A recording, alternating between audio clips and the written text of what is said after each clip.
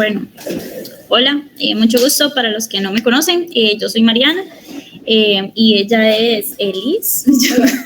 No sé si ahí te viste, pero bueno, entonces nosotras vamos a empezar con la exposición. Como dijo Jime, sí hay ciertas cosillas, digamos, que ya se hablaron en la presentación anterior de enfermedad renal crónica, entonces vamos a hacer como pinceladas de igual de ciertas cosas, pero tampoco tan profundo justamente por lo mismo. Entonces, bueno, primero que todo, lo que es la injuria renal aguda como tal, entonces va a ser la pérdida de la función renal, unas 48 horas, qué raro exponer aquí y ahí, perdón, lo cual entonces se va a reflejar en un momento de lo que es la creatinina, disminución en la tasa de la filtración glomerular o en una disminución también de lo que es la producción de la orina, ¿verdad? Wow, ¿por qué no pasa? Ya. Bueno, dentro de lo que son ya las causas, van a haber tres tipos de causas. Está la prerrenal, renal y la postrenal. Prerrenal, entonces, va a ser como hemodinamia. Básicamente se caracteriza por una disminución en lo que es la filtración glomerular por la pérdida en la presión en la perfusión renal. Digamos, en la prerrenal no llega ya a afectar lo que es el parénquima renal como tal. Después tengo lo que es la causa renal, que acá ya tengo sí una lesión de lo que es el parénquima del riñón como tal. Acá los riñones no logran cumplir demandas excretoras, metabólicas ni endocrinas. Y tengo después ya la postrenal, donde se puede dar un tipo de obstrucción, una nefropatía obstructiva o ruptura del sistema colector de orina. Va a haber obstrucción entonces de lo que es el flujo urinario, lo que va a aumentar la presión intratubular y disminución de la filtración glomerular. Normalmente lo que es el daño se va a dar entonces en 4 estructuras, en lo que son los túbulos renales, en los glomérulos, en el intersticio y también en los vasos renales.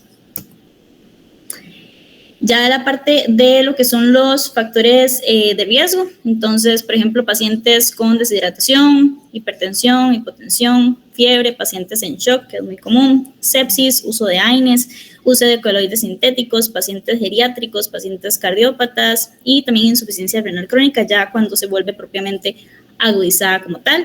Y bueno, la iatrogénica, por cirugías, anestesias, uso de drogas nefrotóxicas. Acá es muy importante recalcar lo que es la insuficiencia renal, bueno, la injuria renal adquirida intrahospitalariamente, que muchas veces por querer hacer un bien, hacemos un mal y sobrecargamos al paciente de fluidos y eso puede llegar pues a la injuria renal aguda, que más de una vez pasa desapercibida. Aquí. Oh, wow.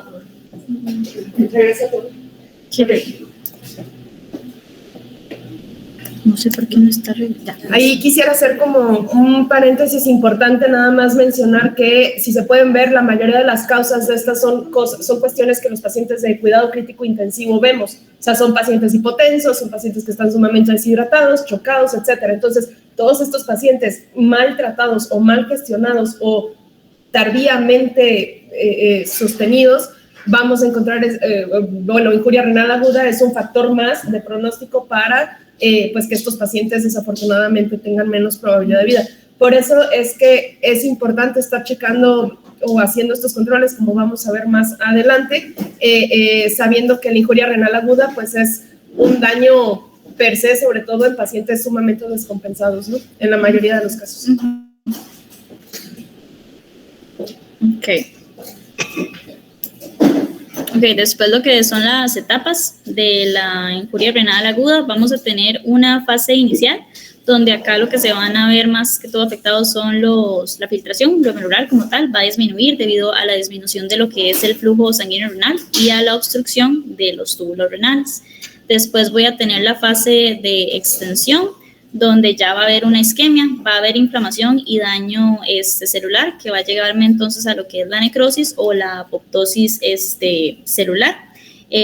Acá básicamente los mediadores de la inflamación pueden generar una respuesta pues exagerada, causando un progreso en lo que es el daño del tejido, progresando entonces a una trombosis de los capilares renales. Normalmente en lo que es en la fase inicial y la fase de extensión no se va a detectar como la injuria, entonces muchas veces acá pasa todavía desapercibida la injuria renal aguda. Y tienen signos, digamos, muy inespecíficos, como letargia, inapetencia, simplemente tal vez a veces dolor abdominal, entonces realmente es muy poco específico. Algo sonó que sí, alguien se ¿le puedes dar acceso a Emilia? Perdón, van a ver toda la pantalla.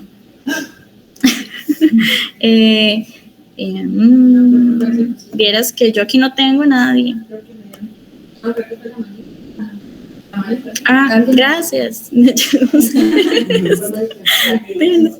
No, que el chat, abajo a la derecha. Chat. No, es que aquí pusieron que sí, alguien. Pero es que acá no tengo a nadie, sí. Por la hora.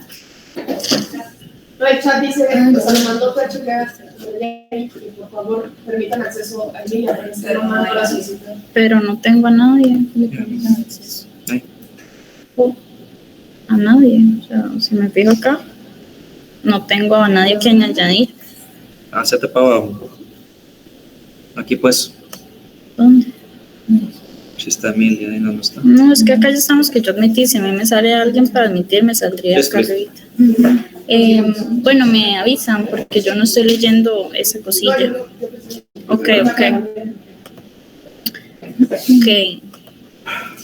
Bueno, después entonces, no, pero no había terminado, perdón. Ok, ya, entonces quedamos en que fase inicial y fase de extensión, entonces muchas veces pasa desapercibida. Después lo que es la fase de mantenimiento, ya es acá donde usualmente sí voy a detectar, obviamente detectar lo que es la enfermedad. Esta puede durar en 2 días o inclusive hasta semanas. Acá es muy importante porque lo que es la pérdida de sodio puede generar mayores niveles de cloro, lo que va a generar una constricción y va a empeorar lo que es la isquemia como tal.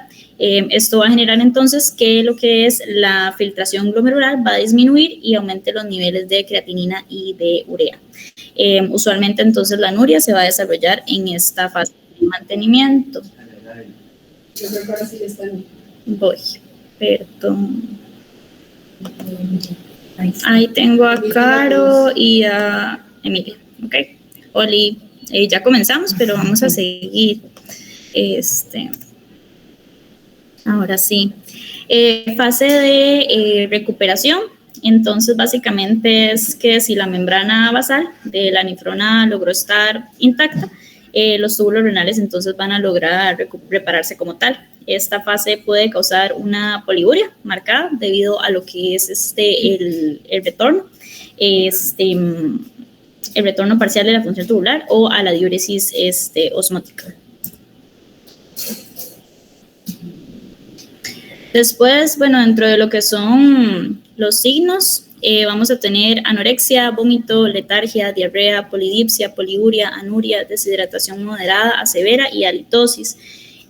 Acá quiero hacer como un paréntesis, es muy importante lo que es las observaciones en el EOG. Lo más común, digamos, es justamente sí la deshidratación de moderada a severa, pero también taquicardia, bradicardia, pirexia, halitosis, sobre todo estos signos, digamos, como cardiovasculares son muy importantes porque justamente el sistema cardiovascular, digamos, en un 20-25% de lo que es el gasto cardíaco va a ser llevado a los riñones, entonces esto puede irme guiando un poquito. Después, en lo que es el diagnóstico, tengo varias pruebas que me pueden ir guiando. Lo que es la bioquímica sanguínea, que vamos a ver claramente lo que todos sabemos, CREA y nitrógeno ureico, súper importante. Estuve leyendo en uno de los artículos que Jimmy me dio y quería recalcar esto.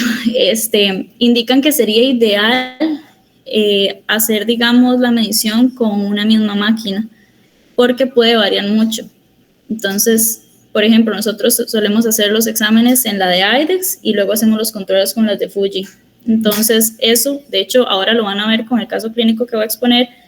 El de IDEXX me dan una unidad y el otro en otro. Ok, yo puedo hacer como la conversión, pero igual al ser como máquinas diferentes, puede como generar cierta variación y no ser como tan exacto como idealmente pues debería de ser.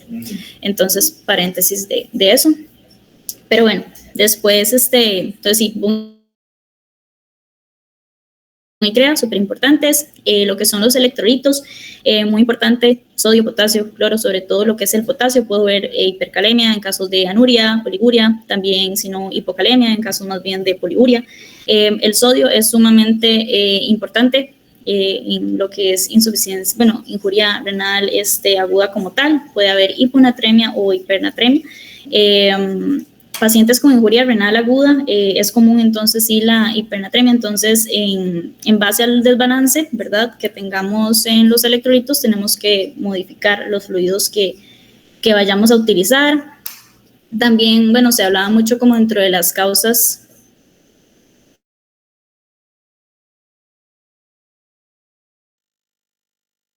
que es muy sugerente de esto, ya que si se observa hipocalcemia me puede sugerir que por ahí anda la cosa.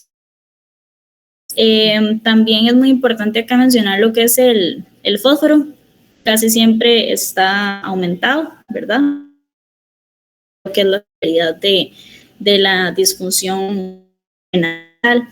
Después tenemos que es para hacer, bueno, urianálisis, idealmente hacerlo antes de iniciar lo que es la terapia de fluidos o al menos lo que es la densidad urinaria. Voy a tener densidades con isostenuria en 1007, 1015, también, bueno, muchas veces en estos casos de intoxicación con etilenglicol se va a ver lo que es cristales de oxalato de calcio y puede haber también presencia de glucosuria sin que necesariamente haya una hiperglicemia. ¿Y la cilindruria la mencionaste? ¿Ah? ¿Cilindruria la mencionaste? No la mencioné. Ok. En estos casos en el urianálisis también es bien importante como check cuando tenemos sobre todo daños renales agudos, cilindruria, ya que efectivamente es un hallazgo que podemos observar cuando los túbulos renales están bastante afectados. Entonces es un bueno, no es metabolito, ¿verdad, Juanca? Es un artefacto. Ocurre cuando hay una exfoliación celular en los túbulos. Exacto. Entonces salen los cilindros en forma de tubo porque como un salchichoncito saliendo por una tubería que caen en la orina. Y habla de un daño tubular. Exactamente, agudo. Inclusive hay cilindruria antes de que haya alteraciones en los biomarcadores. Eso es algo mucho más rápido, pero sí también hay que saber ver diferentes tipos. Ok, gracias. Bueno, después ya también lo que es el ocultivo, igual para descartar pielonefritis, mucho de esto se parece mucho como a la presentación pasada, igual UPC, hemograma, acá es importante mencionar que bueno, lo que es la uremia como tal puede generarme lo que es una disfunción en las plaquetas, entonces en este tipo de pacientes idealmente no tomar muestras de la yugular por el riesgo de sangrado. Idealmente medición de gases pues sanguíneos porque va a haber una acidosis metabólica justamente por la falta de excreción de los ácidos como tal. Y también quería mencionar que estoy leyendo que muchos pacientes con injuria renal aguda suelen tener también pancreatitis, entonces dependiendo obviamente también de los signos que tenga el paciente, de tener en cuenta una CPL, eso ya se sale como de lo que es diagnóstico, pero como una prueba complementaria o plus. Ya lo que es... También ahí habría que ver qué fue primero, ¿verdad? La pancreatitis o la injuria renal aguda, porque también la injuria renal aguda puede ser secundaria a una pancreatitis. A una pancreatitis. Después, ya lo que es diagnóstico por imagen, ultra abdomen, entonces sí, para ver el tamaño de los riñones, comparar hidronefrosis, quistes, si puede haber algún tipo de obstrucción, cómo está la pelvis, la radiografía más que todo como para ver también urolitos, por ejemplo, y ya lo que es más que todo biopsia renal y aspirado como tal, pues no son diagnósticos que se utilicen en injuria renal principalmente, pero por ejemplo, si tengo una glomerulonephritis aguda o sospecha de neoplasia, en esos casos entonces sí podemos pues valorarlo. Esta tablita es de uno de los artículos que está ya en lo que es la bibliografía que tenemos adjuntada. Básicamente es como la clasificación según el IRIS en grados de insuficiencia, bueno, injuria renal aguda. Esta última que está, bueno, yo creo que si hago así se ve, ajá, ok, sí, esta que está acá me gustó bastante porque básicamente compara, digamos, como la evolución del paciente a través de su hospitalización. Entonces está como vacilón para ver que sí se puede idealmente tal vez empezar a aplicar eso, porque creo que muchas veces no, bueno, yo la verdad nunca lo he hecho. Entonces, como tal vez empezar a aplicar eso y empezarlo a estadificar un poco. Sí, correcto. O sea, la estadificación aquí es bien importante porque por eso teníamos que tener claro cuáles eran las fases de la injuria renal aguda, porque dependiendo de la fase en la que se encuentre van a ser estas estadificaciones. Entonces, no es lo mismo hablar de un pronóstico con un paciente en donde probablemente ya sabemos que lleva varios días, etcétera, va a ser bien difícil poderlo revertir ya cuando hay una necrosis renal, ¿no? Entonces es bien importante entender fisiopatológicamente cómo se dan estas fases, digamos, etapas, gracias, y por otra parte poderlas estadificar adecuadamente. Aquí esto es de IRIS, o sea, el IRIS, entonces esto es bien importante porque es la única medición que tenemos viable en medicina veterinaria, así como ya entendimos todos que tenemos que enfocarnos en la enfermedad renal crónica con este tipo de documentos, ¿no? Que existe, es exactamente lo mismo para la enfermedad, para injuria renal aguda.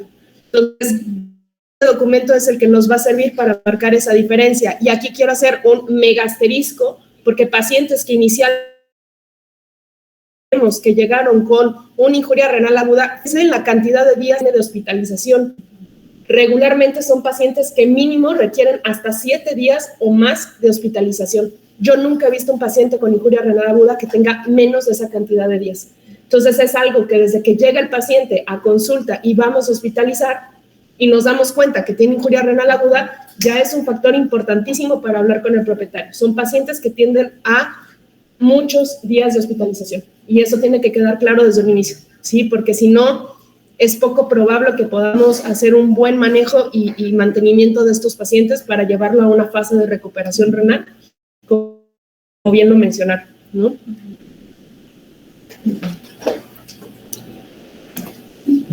Ok, después dentro de lo que es el diagnóstico diferencial, entonces para injuria renal aguda, un estadio avanzado de enfermedad renal crónica, por lo mismo porque se puede agudizar, un hipoadrenocorticismo y hiperacemia postrenal.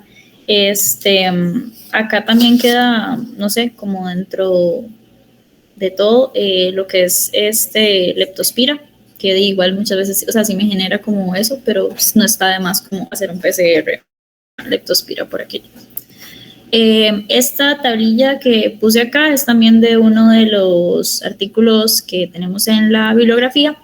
Me gustó porque básicamente compara como hallazgos que puedo tener en un paciente con injuria renal aguda versus uno con enfermedad renal ya crónica, como por ejemplo que el tamaño de los riñones puede variar de uno a otro, abdominal, por ejemplo, en injuria renal aguda sí voy a tener dolor abdominal, mientras que en crónica se describe que no normalmente.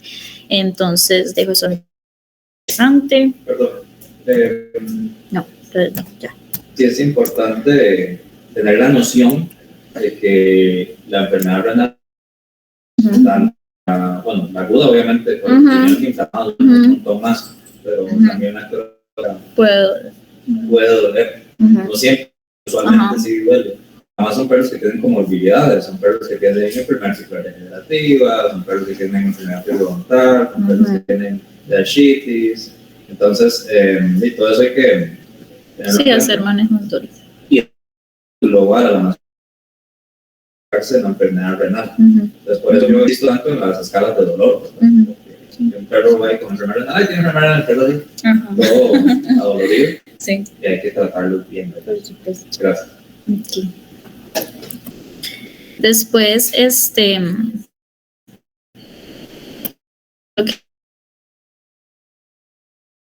la fluidoterapia como tal, entonces, como les decía antes, y también vamos a hablar de eso dentro de un ratito, sí tenemos que tener mucho cuidado con lo que es la sobrecarga como tal.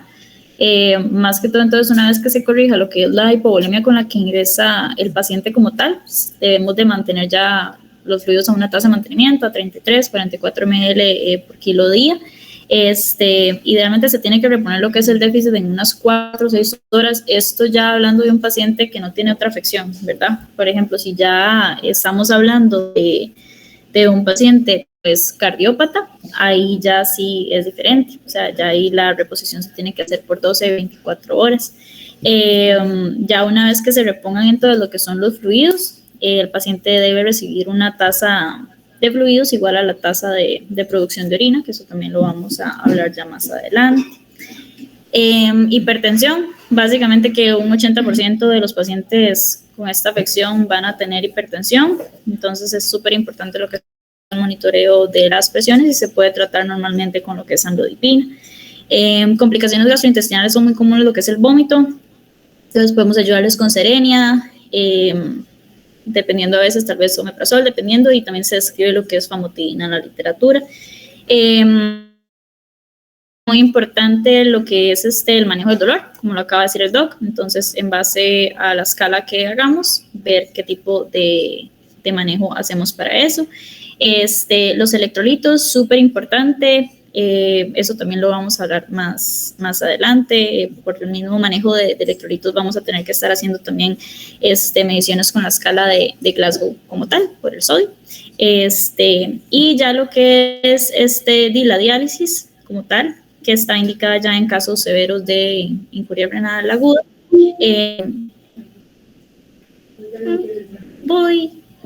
Pausa. Paula, ok. Listo. Ay, Dios. Ok.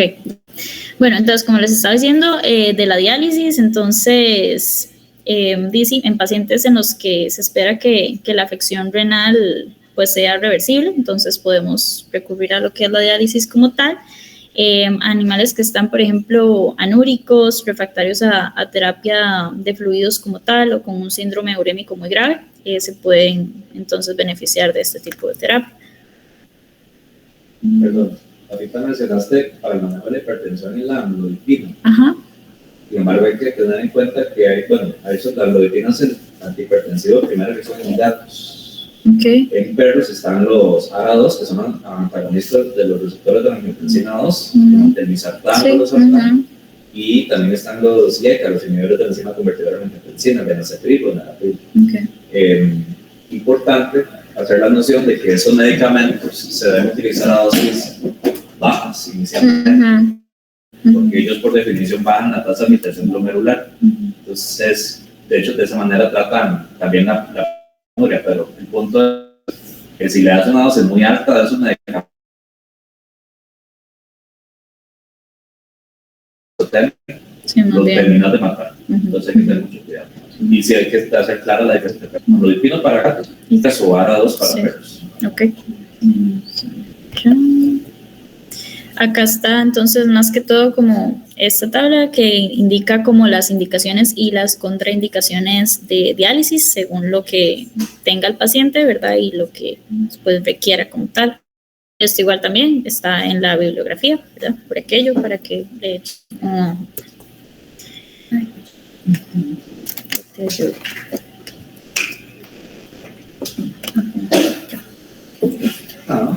Buenas, yo les voy a hablar un poco de lo que es los cuidados de enfermería en pacientes con injuria renal. Pues muy importante los parámetros, ¿verdad? Ya que todos los días los realizamos, en general hacemos la toma de todos los parámetros. Podemos encontrar pacientes con bradicardia, con taquicardia, con taquipnea, mucosas pálidas, porcentaje de deshidratación, muy importante, siempre estar pendiente de evaluarlo. Conforme a eso también podemos tomar en cuenta lo que es para lo que vamos a necesitar para la fluidoterapia. Dentro de los parámetros más relevantes que no pueden faltar en estos pacientes es la toma de las presiones. Esta se basa más que todo en la presión sistólica y nos ayuda a determinar el daño a otros órganos. Anteriormente en la otra charla habían hablado sobre cómo se hacía la toma de presiones, entonces creo que no lo voy a repetir, pero sí es muy importante pues estar pendiente siempre de las presiones, ya que esos pacientes pues casi siempre manejan presiones altas, entre 160, 180 e inclusive hasta más. También esto es muy importante, lo que hablábamos anteriormente de las escalas, el peso es sumamente importante en estos pacientes, ya que eso es algo que debemos hacer todos los días para podemos ver si está con sobrecarga de líquidos, tal vez a veces el paciente ha bajado de peso y ocupamos recalcular nuevamente la terapia de fluidos. Tenemos la escala de dolor, muy importante, ya que esos pacientes pues a veces están solo con fluidos y no se ha evaluado el dolor y pues uno les hace la escala de dolor y están en 3 o 4. Esta es la escala Colorado, que es casi siempre la que yo estaba manejando en la UCI. También muy importante en pacientes realizar el Glasgow neurológico, ya que los pacientes con hiperatremia pueden presentar edema cerebral, entonces pueden tener problemas a nivel neurológico. Entonces esos son como los parámetros más importantes, además de todos los demás, ¿verdad? Que es de todos los días que los debemos de hacer. Temperatura, que a veces tienen hipotermia, también muy importante.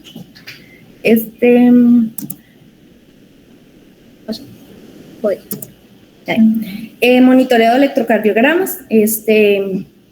Acá tenemos un ejemplo de un gato con hiperpotasemia grave. Entonces podemos ver ahí las ondas T un poquito, alteradas. Entonces, siempre es importante, rara vez se hace, pero sí lo hemos hecho en algunos pacientes para ver los niveles de potasio. Ahí importante anotar que el segmento QRS tiene una deflexión negativa en lugar de positiva, pareciera, y la onda T son los piquitos que están posterior a esa línea hacia abajo. Exacto. Además, la frecuencia cardíaca 118 para un gato es baja, está baja. bajísima.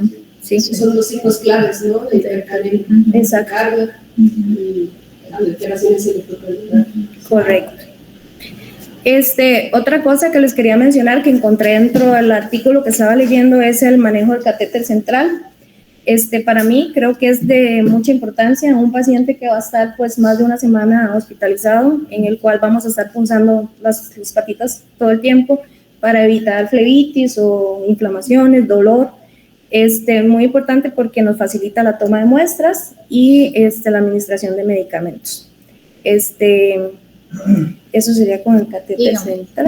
No, que yo les recuerdo que tenemos bastantes catéteres centrales aquí en el hospital. Sí, yo creo que se nos olvida Sería, que existe. Ajá. Que se van a dar muchos días. Sería buenísimo. Yo les puedo ayudar a ponerlos. Entonces, Sí, para sí, que sí. tomen en cuenta sus presupuestos. Porque sí son caros, pero nos ayudan a mantener una vía permeable.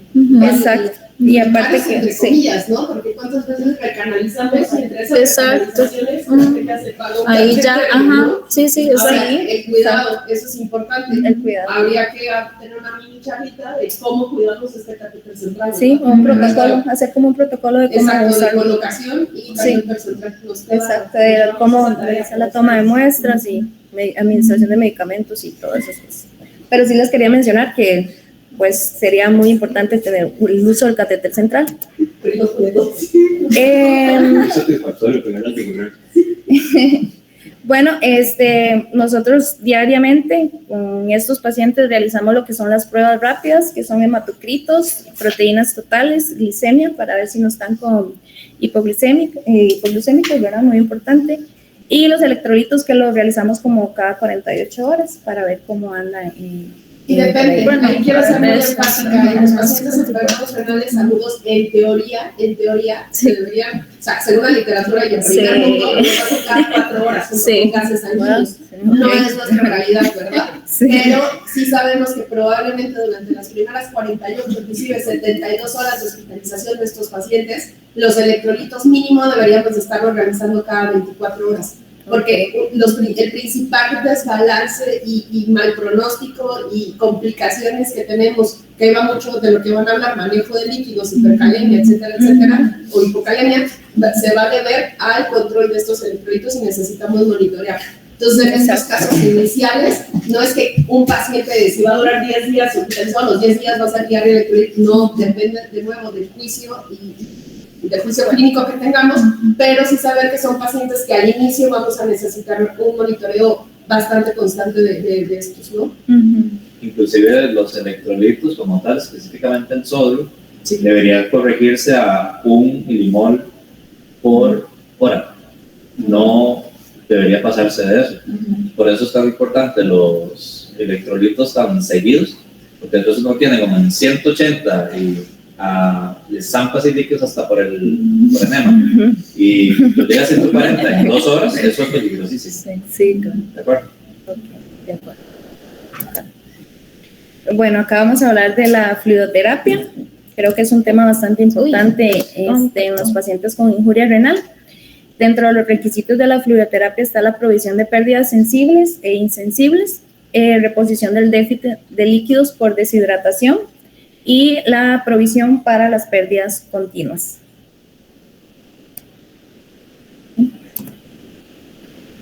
Esa imagen más que todo la puse justamente como para recalcar el tema de la sobrecarga de fluidos, digamos.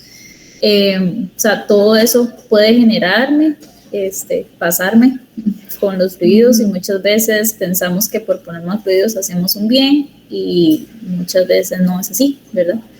Entonces esa imagen me gustó bastante porque justamente señala como todos los panoramas que puedo tener en varios órganos por una recarga de fluidos. Sí, hago el comentario que a veces ayuda mucho pensar no tanto en deshidratación o en hipovolemia, sino en entrega de oxígeno a los tejidos. Recordarse que el oxígeno no nada.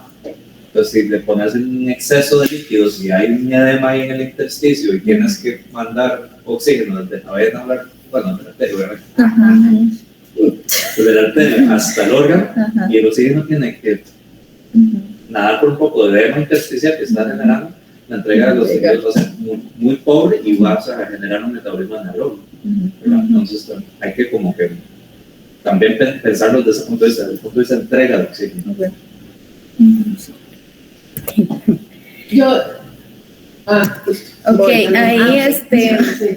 Ahí viene una formulita de cómo hacerlo del porcentaje de deshidratación, lo de las pérdidas continuas, ¿verdad? Muy importante tomar en cuenta eso de los pacientes que tienen diarrea, poliuria o vómitos.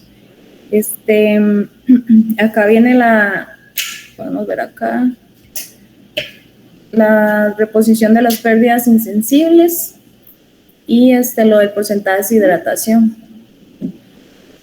Entonces, vamos a ver qué sería. Se pegó. Ahí vamos a hablar de lo de... Sí, pero eso es lo que sigue. Caro, un milagro. Bueno. Es que Caro levantó la mano. Caro, puedes apuntar tu duda y al final la resolvemos. También tomar en cuenta la producción de orina, ¿verdad? ¿Cómo la medimos? ¿Cómo medimos la producción de orina?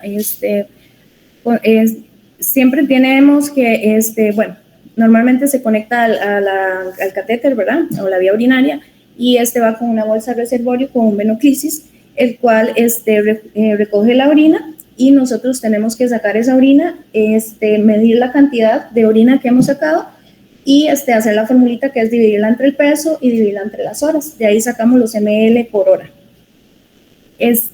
Tenemos lo que es la poliuria, que son 2 ml kilogramo hora. Más para arriba. Y la oliguria es inferior de 2 ml, 1 ml kilogramo hora. Y tenemos lo que es la anuria, que sería 0 ml.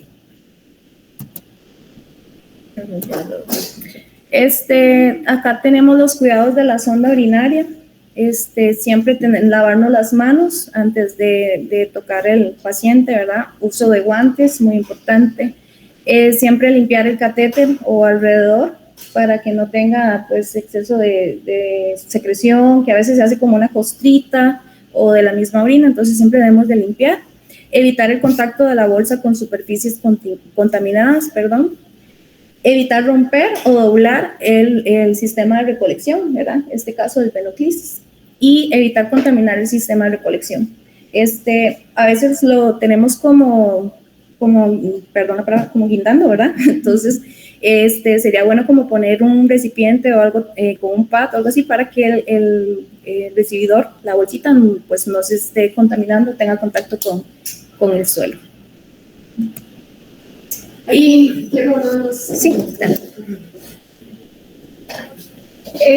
Terminando con esto del cuidado de la sonda, la terapia de líquidos es lo más importante o es la piedra angular del tratamiento de enfermedad de la injuria renal aguda. Si quisiera regresarme un par de diapositivas, porque entender esto. No, ¿dónde está? Hay pruebas sensibles. No. Bueno, lo de las pérdidas continuas de sensibles e insensibles, eso tiene que quedar muy claro. Lo insensible es la fórmula, ¿sí? Lo sensible es lo que nosotros vamos a estar dando de líquidos, o sea, por eso es importante la medición de orina, diarrea, ¿no? En caso de ser necesario, y también cuánto consumo de agua está teniendo. Si es un paciente poliúrico, regularmente van a ser pacientes polidípsicos, entonces ellos van a estar tomando constantemente agua, sobre todo en las fases ya de recuperación, ¿sí? Y esa agua también la tenemos que contemplar para no sobrecargarlo. Entonces, en estos pacientes, a comparación de la mayoría que tenemos que crear esta balanza muy, muy, muy clara. O sea, ¿cuánto estamos perdiendo? ¿Cuánto necesita? ¿Cuánto necesitamos para estar hidratados? X cantidad. ¿Cuánto estamos perdiendo? ¿Cuánto estamos aportando? Y esa balanza tiene que quedar de tal manera, por eso el juego es bien importante, porque es cuánto y después qué líquido vamos a dar. Y qué líquido vamos a dar va a depender de los electrolitos, del sodio. Una solución isotónica, una solución hipotónica, ¿sí? Regularmente son pacientes hipernatrémicos. Entonces, el cuidado, como bien dice Juanca, que tenemos que medir de cuántos miliosmoles tenemos que aumentar por hora, es el típico líquido que tenemos que dar para llegar a este tipo de disminuirlo ligeramente. Tenemos que utilizar regularmente soluciones hipotónicas. Esta solución hipotónica que no tenemos acá, que es la 0.45%, ¿de qué manera la hacemos? Con una solución cloruro de sodio al 0.9%, la mitad de esa solución más la mitad de solución estéril, ¿sí? Hacemos esa dilución que tenemos. Esa es la manera en la que nosotros formulamos una solución hipotónica para manejar la hipernatremia en estos pacientes. Entonces, en estos pacientes es cuánta cantidad de líquido voy a dar y, por otra parte, qué líquido voy a dar, ¿sí? Eso es de lo más importante para esto, ¿sí? Listo. Gracias.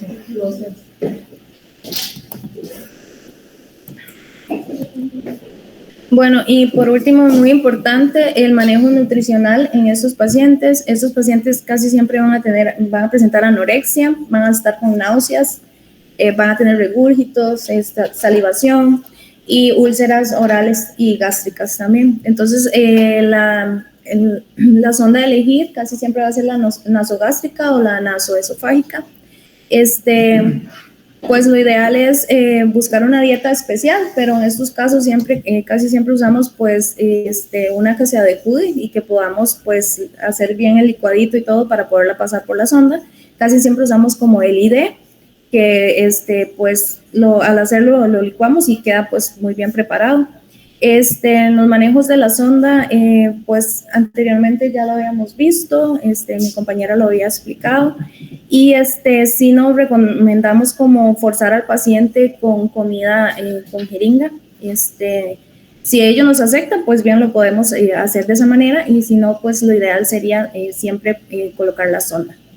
Y pues eso sería con el manejo nutricional. Perdón, nada más hacer la observación de que hay una diferencia entre microalimentación, así con poquitos volúmenes, con poquitos volúmenes de, por ejemplo, glutamina. Versus darle media lata forzada, sí. ¿verdad? Sí, muy importante. Es mejor dar, si todavía no se puede colocar la sonda, porque hay, por ejemplo, problemas de coagulación, porque una de las contraindicaciones de una sonda nasogástrica, que son problemas de coagulación, es sí, no hay problemas.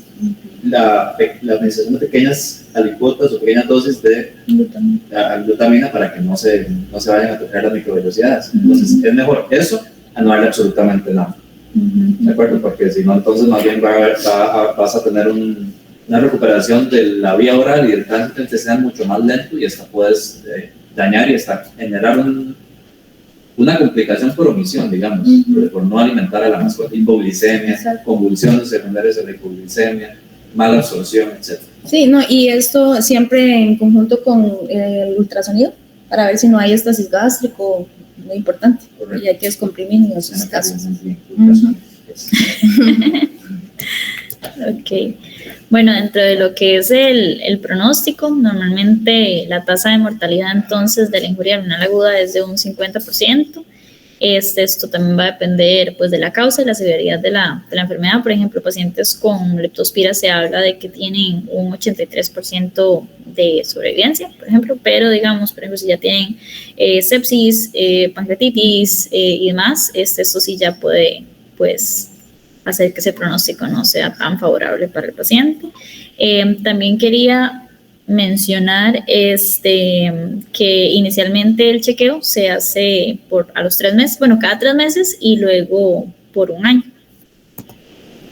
Luego, el video, porque no sé, bueno, vamos a exponer lo que es el caso clínico. Ella es Miruska. ¿Por qué no sigue el video?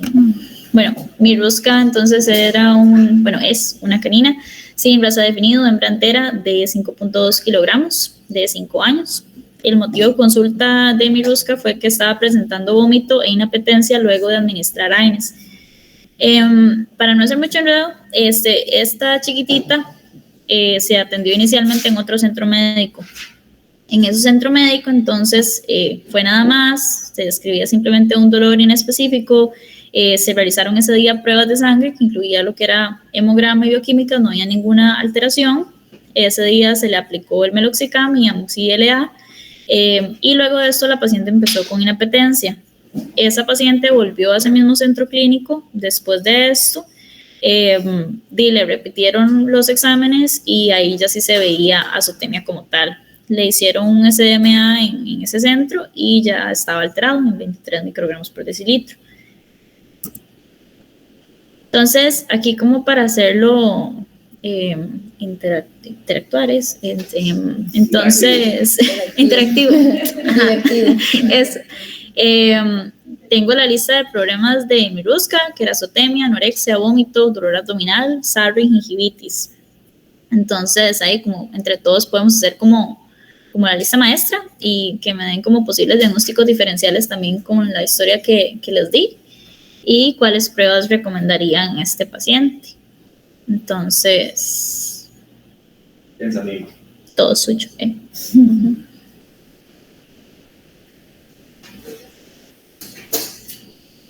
Todos. O podemos hacerlo entre todos. Yo no puedo ver.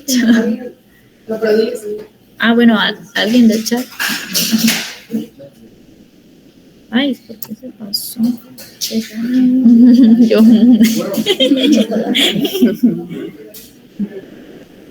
Regresa la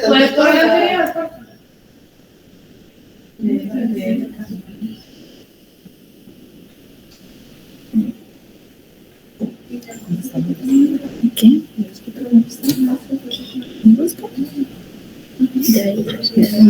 Yo creo que sí.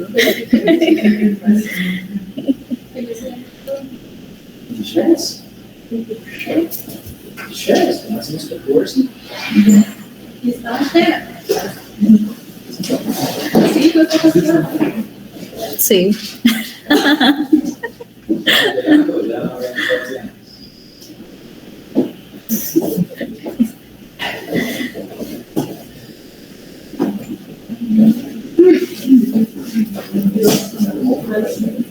No sé. ¿Alguien de aquí se va a preguntar, no? ¿En serio?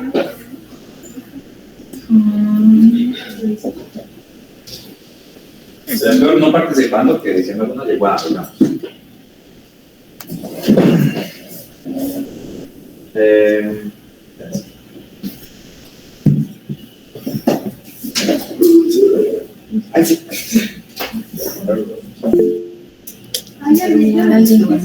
¿Alguien puso algo en el chat? Vos puedes fijarte, es que si no me sale. Claro, alza la mano. Ah, muy bien.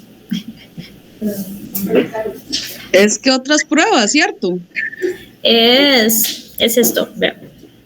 Es pruebas y lista maestra y lista de problemas. Bueno, lista maestra es posibles diagnósticos diferenciales según la historia de ella y cuáles pruebas recomendarías en este paciente. Densidad urinaria. Ujú.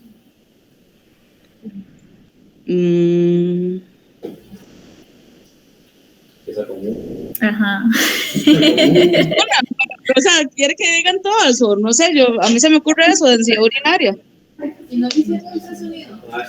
No, o sea, ahí no he puesto nada de lo que le hemos hecho nosotros. Eso es solo como... Dice, por una la lista maestra y posibles diagnósticos diferenciales. Entonces está la lista de problemas. Vamos a hacer la lista maestra. ¿Cuál es el problema maestro ahí? Ajá. Ok, entonces la azotemia es una, y eso me provoca anorexia, vómitos, dolor abdominal, sarro, ¿no? Mi gingivitis, ¿va? Ajá. Entonces, Sí, esa fácil. gingivitis, ¿cuál es el problema maestro ahí? Sarro, entonces tenemos gingivitis aparte, ¿verdad? ¿Alguien más que piense de otra manera que el problema maestro es otro? El dolor inmenso.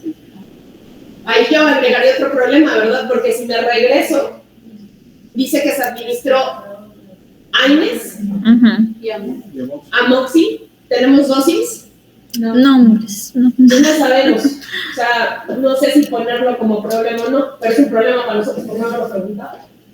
Entonces, ahí es otro problema, ¿no? La administración de AINES sin... que no sé, o sea, puede ser poco probable, pero podríamos tener. De todas maneras, eso te puede producir azotemia, anorexia, dolor, claro. Entonces ya, como está viejo, ya está muy listo, ¿no? Entonces, ahí ya tenemos dos problemas. Gracias, Pri. Ahora sí, a partir de eso, ¿cuáles son mis diagnósticos diferenciales? Porque ustedes no los fueron a las pruebas. ¿Cuáles son los diagnósticos diferenciales de eso? Alexia.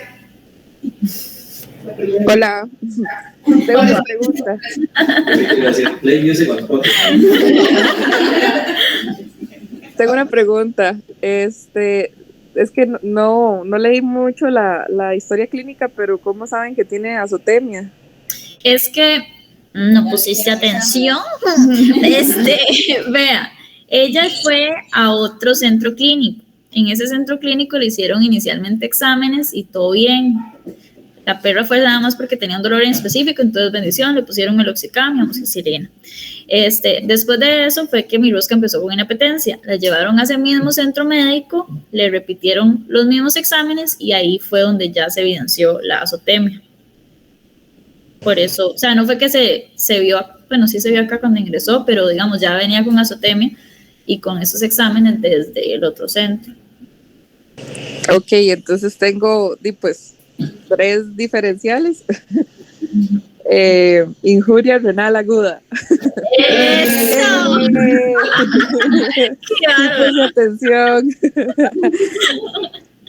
Enfermedad renal crónica.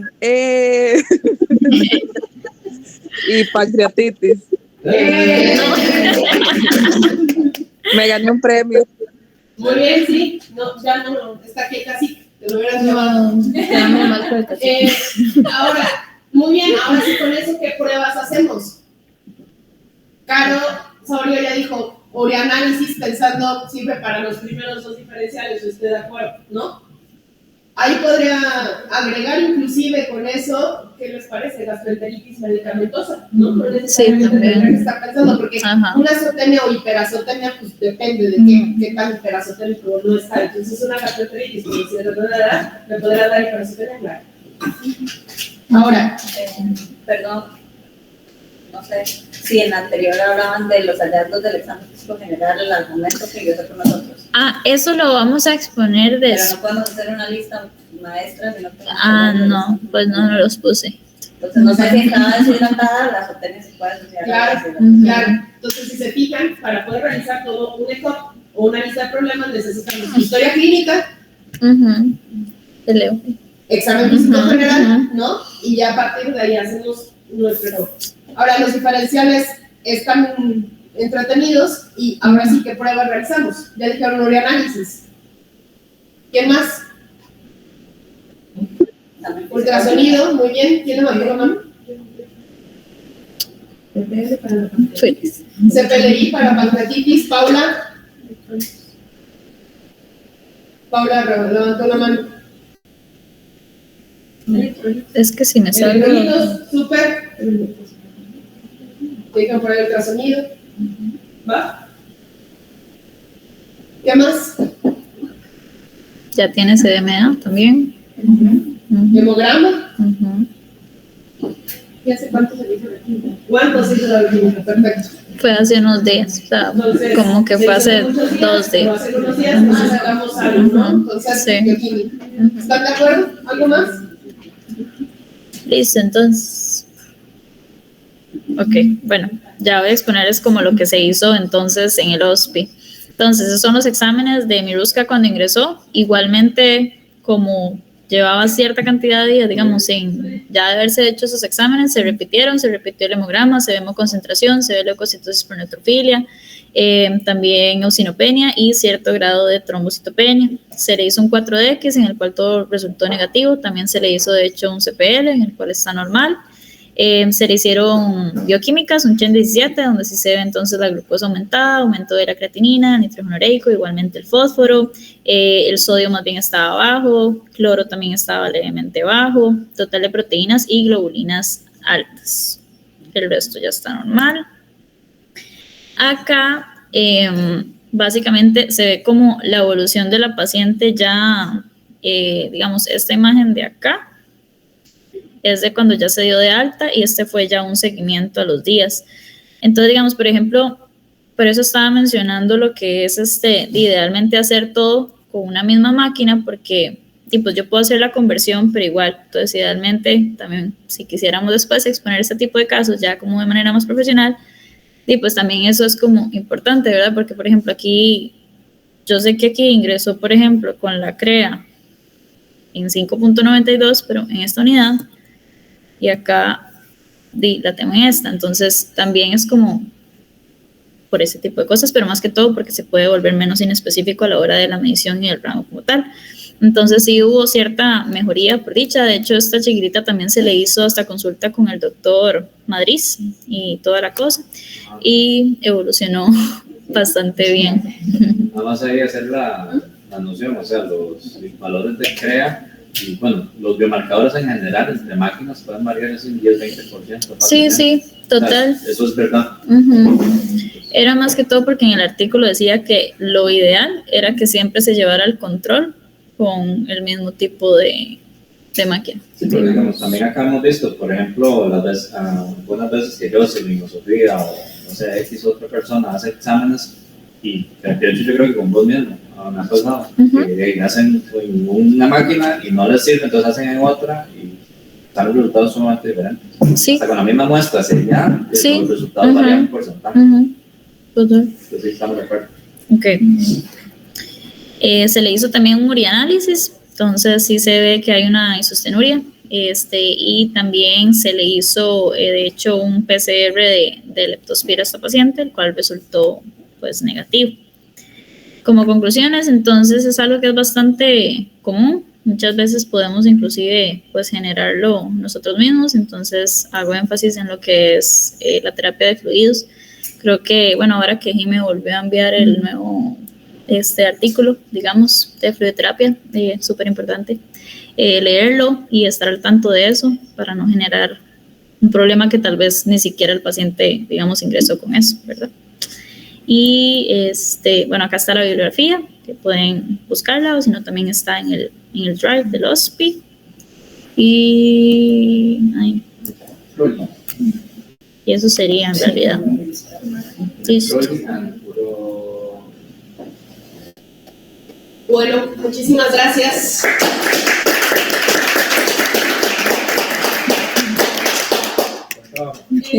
Aquí, antes de empezar con las dudas, es un gran tema, es un tema muy complicado. Para mí, los manejos con enfermedad renal aguda, en mi experiencia, es de lo más complejo que puedo tratar, porque son pacientes que desafortunadamente a veces no tenemos el presupuesto por parte de los propietarios. Tenemos enfermedades concomitantes, ¿no?, que tenemos que resolver, y hacer estos balances a veces también por un tema de restricción tecnológica como la gasometría, por ejemplo, vuelve bastante complicado el manejo de estos pequeños. Hay que entender que el pronóstico de ellos es un pronóstico pues, malo, moderado, ¿no? En el sentido de que sabemos que probablemente el 50% fallezcan y de ese 50% que no fallezcan pueden quedar con enfermedad renal crónica. Entonces, hay veces que hacer entender esto al propietario es muy complejo y no quisiera que esto se tomara como, cualquier paciente enfermo renal agudo, entonces vamos a dirigir al propietario de eutanasia. Por favor, no hagan eso. O sea, son pacientes que requieren mucho, mucho de nuestro esfuerzo médico y demás. Esto es una embarrada nada más, o sea, es para que conozcamos cómo funciona, pero profundizar en injuria renal aguda es impresionante, ¿no? O sea, y el manejo electrolítico que tenemos que hacer y demás es muy, muy delicado. Creo que para los médicos que se dedican al área de cuidado crítico intensivo, tendremos que profundizar necesariamente en este tema. Sin embargo, de manera general, es para que todos entendamos la implicación que tiene esto desde un paciente que viene desde consulta. Porque desde consulta, entonces, ¿qué presupuestan en este paciente? Mínimo 3 días de hospitalización en cuidados crítico-intensivos, catéter central, sonda urinaria, electrolitos, todas las pruebas que ya hablamos. Manejo del dolor. Interesante, Fer, ¿qué tienes que decir de manejo del dolor en estos pacientes? ¿Qué te ha tocado? O sea, creo que no se puede generalizar. Sí, de acuerdo. Depende mucho de la causa y también de las comorbilidades. Lo que sí es que yo soy de las que, o sea, yo defiendo en el hecho de que si ya los riñones están dañados, no hay que dañarlos más. O sea, básicamente evitar AINES, sé que está como presionada la ketamina y todo eso, infusiones. Yo honestamente no los recomiendo y no los utilizo. Creo que hay otras formas de manejar el dolor. Yo si por pancreatitis o una gastroenteritis severa, etcétera, o sea, viene incluso con el tema de los bloqueos, si quieren hablar de bloqueos, o igual infusiones con lidocaína, que son excelentes analgésicos viscerales, etcétera. Opioides, ¿qué opinas? La mayoría de la literatura recomienda buprenorfina, aquí no tenemos, pero... Se recomienda mucho en gatos. Creo que se recomienda más en gatos que en perros por el tema de que en gatos son dosis más pequeñas que en perros, pues. Pero pues la metadona para mí siempre es como la mejor recomendación de opioides y no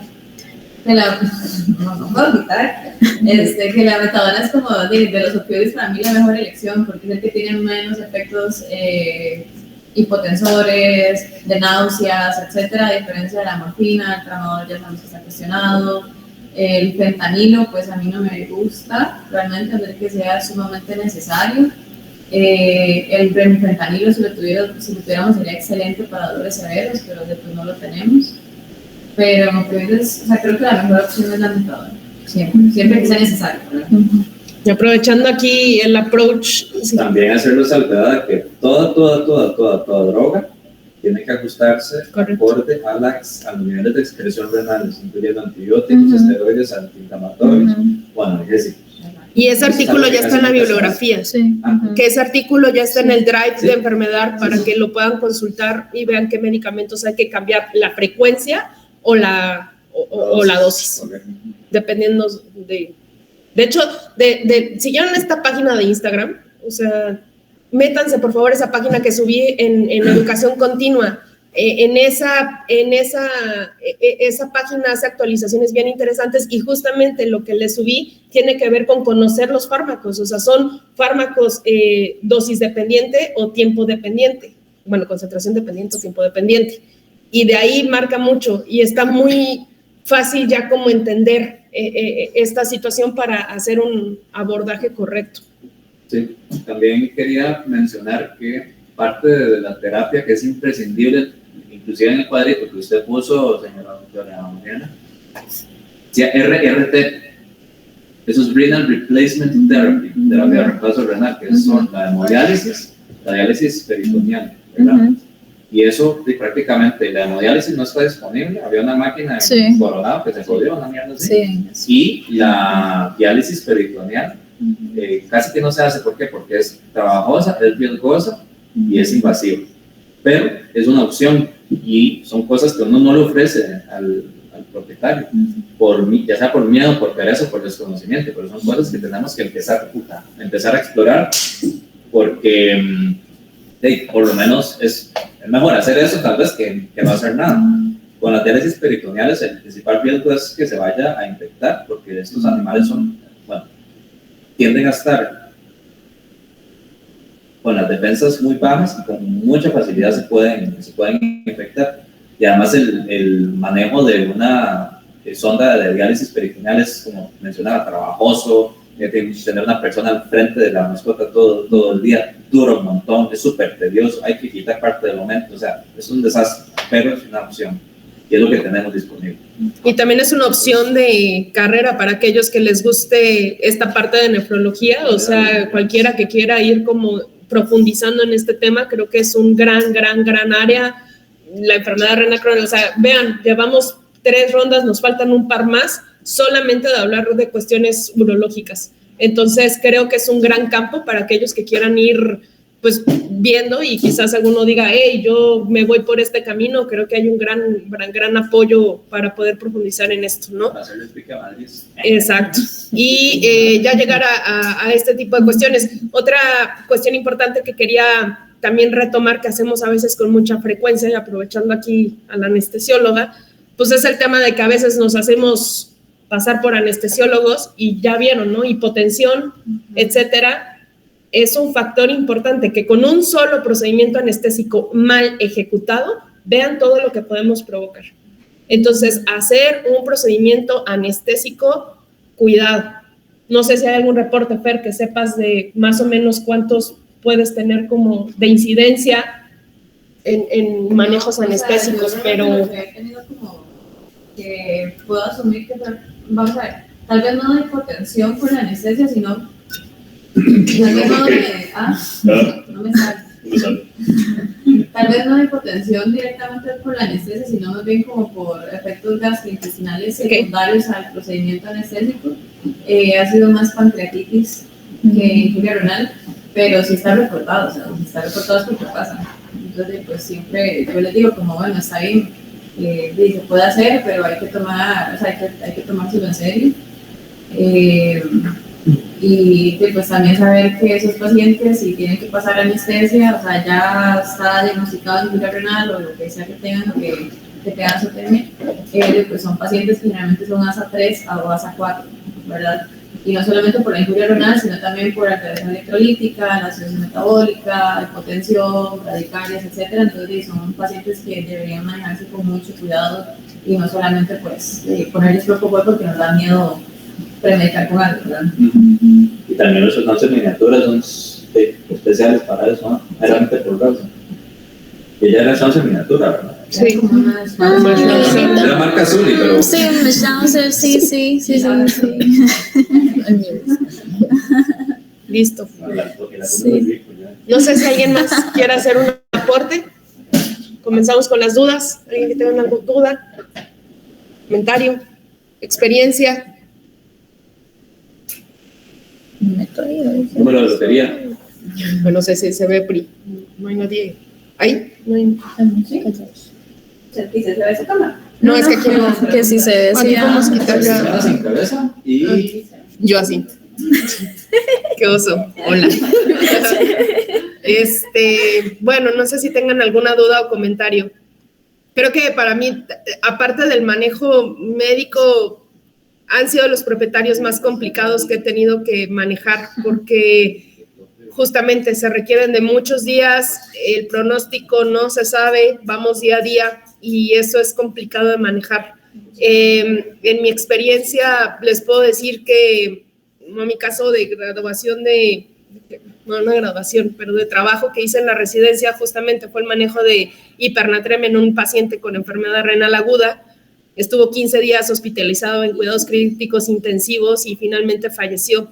Ha sido, creo que el caso más, y curiosamente se llamaba Mirrusca, por eso me tocó como mucho, pero curiosamente ha sido de los casos más complejos que he tenido en conjunto con los propietarios, porque esta perra particularmente empezó con un problema gastrointestinal y la propietaria lo automedicó con AINES. Entonces, y dio 20,000 años. Entonces era lidiar con el tema económico, la dificultad que teníamos, más la culpa del propietario. Eso, armarlo en cuidados críticos es muy complejo. Entonces, creo que hacer a veces estos ejercicios, y yo la verdad no podría explicárselos porque esto lo aprendes conforme en la práctica, pero creo que si ustedes tienen un caso así, es importante que sepan que estamos aquí para apoyarlos y que si no saben bien cómo manejar este tipo de propietarios, se pueden acercar a nosotros o con alguien que ya haya tenido esta experiencia y ver de qué manera lo solucionamos para llevarlo a cabo. No lo tienen que hacer solos. O sea, si el día de mañana tienen que hablar con un propietario porque les está costando explicarles cómo es esta enfermedad, lo que podemos hacer, etcétera, aquí está Juanca. O sea, en verdad creo que podemos ya, siéntanse más cómodos en abordar estos casos en conjunto para poder hablar con los propietarios y explicárselos, ¿no? Y ustedes aprendan de esta experiencia porque es la única manera. O sea, yo no podría hablar de este tema ni de lo difícil que fue para mí hablar con los propietarios acerca de este paciente si no lo hubiera vivido. Entonces, pero bueno, espero que mi experiencia les arrope un poco para que cuando ustedes lo tengan que hacer, lo hagan de la mejor manera, ¿no? ¿Dudas? Ninguna. Todos lo entendieron, ¿no? Entendieron entonces. Ahí levantó una manita alguien. Caro. Oli, no sé si se escucha porque voy manejando. Sí se escucha. Ok. Ay, sí, terrible. Tengo una duda, es que quería saber cuáles son los cambios morfológicos que se ven en el ultra, que quedé con esa duda. Ok. Más que todo como lo que es el tamaño, pelvis renal, dilatada, digamos, en casos de pielonefritis, o bueno, PRI puede saber un montón. Bueno, pielonefritis, sí, digamos, pero sí hay que valorar, inclusive en el momento. ¿Sí me escuchan? Sí, yo no sé si ¿Sí escuchan. ¿Escuchan? Sí, ok. Sí. La pielonefritis también puede ser indicativo de sobrecarga de volumen al momento o días después de la hospitalización. Entonces, si ustedes hacen un control de ultrasonido días después de que está hospitalizado, no sabemos si es, y no solo sobrecarga de volumen, fluidoterapia como tal, entonces sí es importante que lo hagan inicialmente, ¿verdad? Porque también puede haber como una confusión ahí, ya tenía pielonefritis, pielectasia o no tenía pielectasia. La pielonefritis como tal es un poco subjetiva. Hay pacientes que tienen pielonefritis obvia, evidente, que es hiperecoica la pelvis, pero por ejemplo hallazgos que en algunos pacientes son de pielonefritis como el anillo corticomedular y otros, en otros son normales. Entonces también depende mucho, pero pues dentro de lo obvio, por ejemplo, y no necesariamente está los cambios en la corteza, el tamaño de los riñones también es muy relativo. A veces hay un riñón más grande que el otro, a veces no tanto, ¿verdad? Entonces la semana pasada de hecho tuvimos un gato, Goku, que Goku, bueno, tenía un montón de cosas, pero a la hora de hacerle el ultrasonido sí tenía una nefritis estúpida, no sé más bien cómo no tenía sus renales alteradas y fue un hallazgo, digamos que incidental de un montón de cosas que el gato tenía. Pero sí hay muchos hallazgos, la corteza del riñón se puede ver hiperecoica, hay signos específicos como el vidrio esmerilado que se ve en la corteza, se puede ver la cápsula renal irregular, el tamaño también, digamos, tenemos perros con enfermedad renal crónica que se ven los riñones hiperecoicos por degeneración, pero entonces un riñón hiperecoico es agudo o es crónico, o el tamaño varía o no varía. Hay perros con enfermedad renal crónica que tienen riñones de tamaño normal, entonces sí hay que agarrarlo como mucho con pinza, pero sí, o sea, dependiendo también de la causa, si es por administración de medicamentos, si es una cistitis bacteriana severa ascendente, se va a ver pielonefritis, se puede ver pielectasia, pero sí hay que correlacionarlo con muchas cosas. Es difícil, no todo es blanco o negro al evaluar este tipo de pacientes, pero sí es importante que cualquier hallazgo que se vea se correlacione con los signos, la medicación y todo lo que se está haciendo también, ¿verdad? Porque no necesariamente va a indicar que, sí, tiene los riñones hiperecoicos y grandes, ok, ya. Sí, tiene glomerulonefritis, no. Yo creo que te da el informe renal. Gracias. Estoy